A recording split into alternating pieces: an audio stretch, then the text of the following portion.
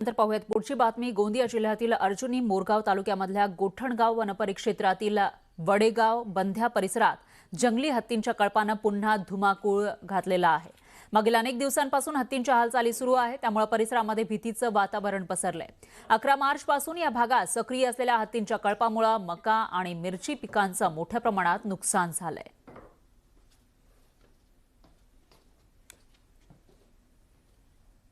भरपूर नुकसान झाले। माझे पाईपलाईन गी सगळे फुटण्यात आली आणि आमदार खासदार येऊन सगळे असे फक्त येऊन सरे आश्वासन देत आहेत मोठे मोठे अधिकारी।